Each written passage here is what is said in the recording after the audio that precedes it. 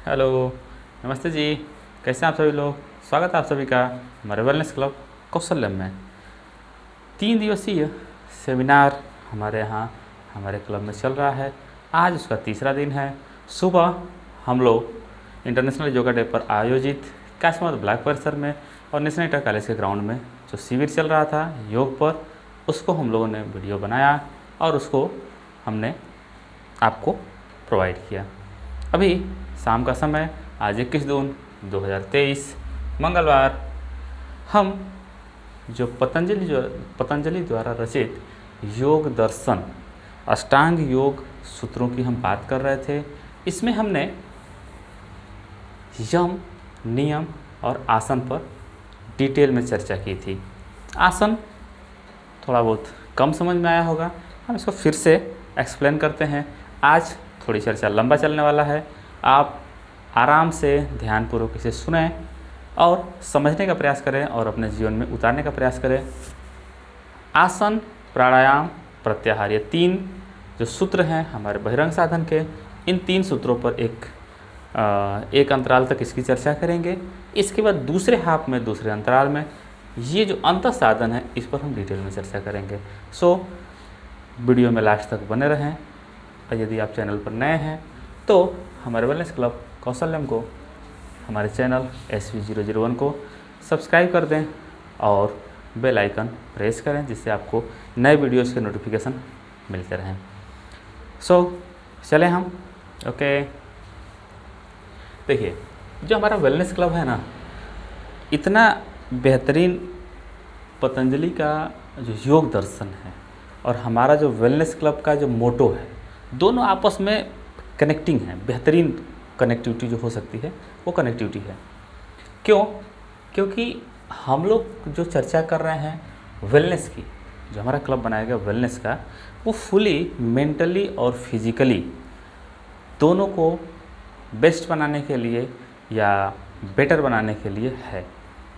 पतंजलि ने भी योग दर्शन के माध्यम से, चूँकि भारत में 6 दर्शन हैं, लेकिन जो पतंजलि का योग दर्शन है ना, वो हमको यानी व्यक्तिगत रूप से मुझे बहुत ही प्रिय है। क्योंकि इसमें इस तरीके से सूत्र बनाए गए हैं, इस तरीके से साधन दिए गए हैं, जिससे आप अपने मानसिक और शारीरिक दोनों स्वास्थ्य को दुरुस्त कर सकते हैं। और एक जनरल पर्सन के लिए ये चाहिए कि मानसिक और शारीरिक स्वास्थ्य को हम दुरुस्त रखें। क्योंकि जब तक आप स्वस्थ नहीं रहोगे ना, तब तक किसी भी प्रकार का आनंद आप नहीं ले सकते। जब प्रकृति में आप कहीं भी रहें, आप आनंद में नहीं रह सकते। सो हम आसन पर चलते हैं। यम को आपने समझ लिया, नियम को आपने समझ लिया।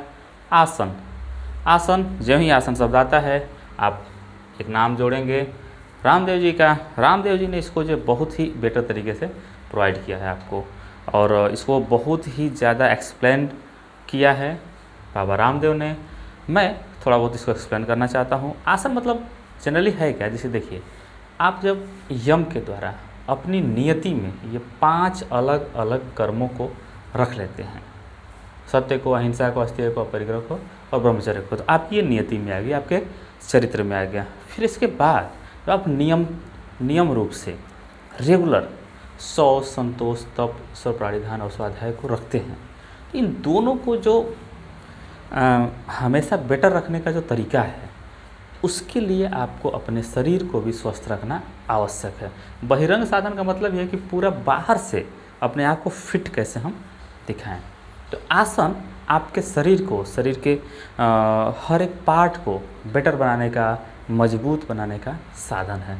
आसन में जैसे आप नाम सुने होंगे शीर्षासन का, मयूरासन का, भुजंगासन का, पद्मासन का, और बहुत सारे नाम हैं जिसको आप कर सकते हैं, देख सकते हैं। इसकी डिटेल में चर्चा, आप एक एक आसन पर जब डिटेल में चर्चा होगी किसी अगले वीडियो में, तो आप उसको देखेंगे। सो हम आसन में बस इतना ही कहेंगे कि आसन के द्वारा, और वही हमारा जो योगा डे का जो मेन थीम था, योगा या योग मुद्राएं, वही है आसन। आप सुबह में वीडियो में देखे होंगे। पूरे भारत में, पूरे विश्व में आज के दिन योगा डे को सेलिब्रेट किया गया है।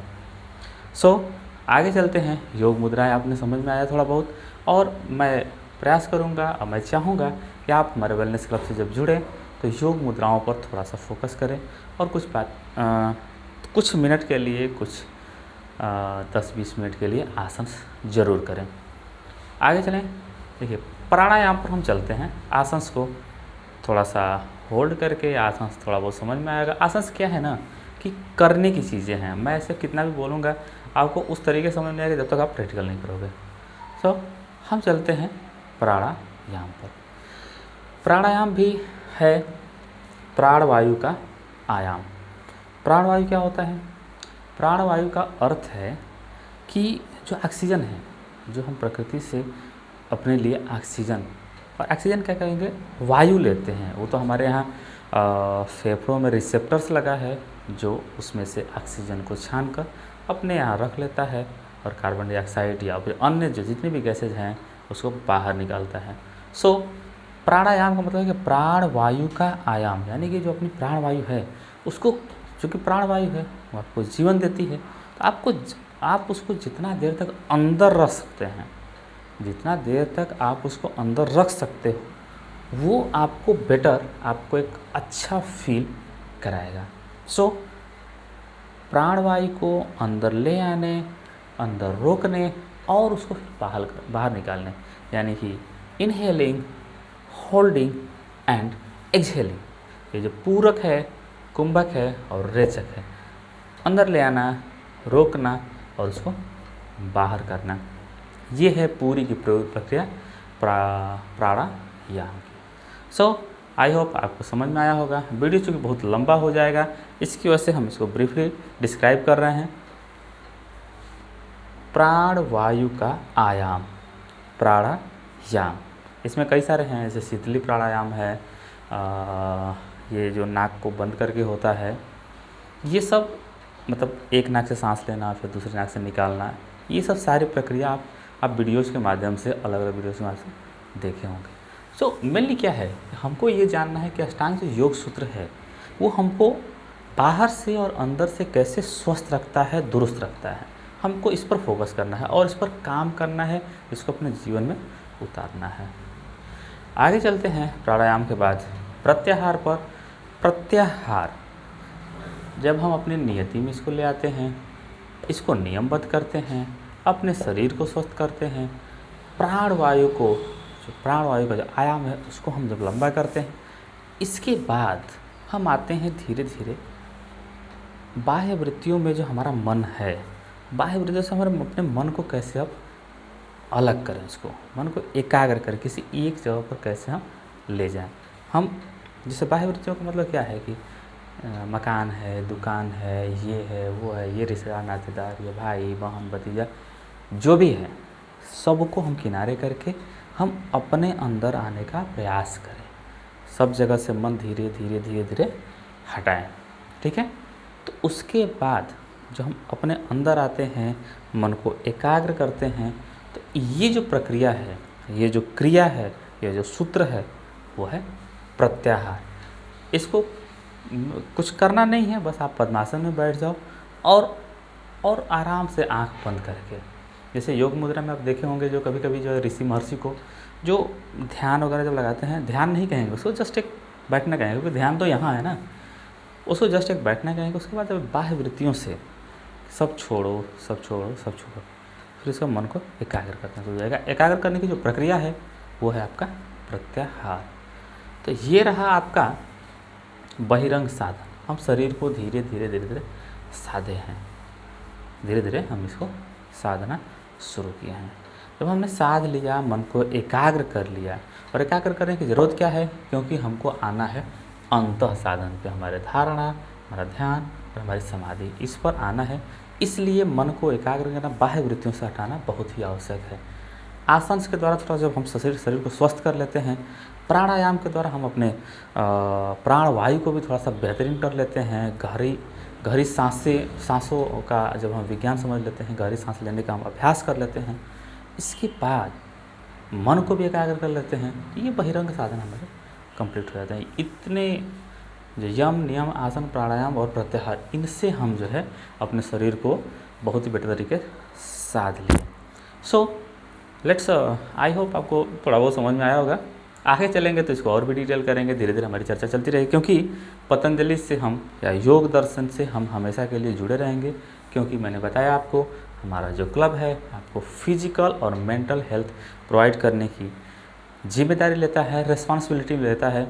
आप हमारे क्लब से जुड़ें, हमारी टीम SP001 से जुड़ें और पतंजलि द्वारा रचित योग दर्शन को, योग सूत्रों को अपने जीवन में स्थान दें।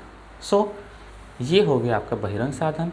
लेते हैं 2 मिनट का ब्रेक और इसके बाद आते हैं अपना धारणा ध्यान समाधि यानी कि अंतः साधन पे।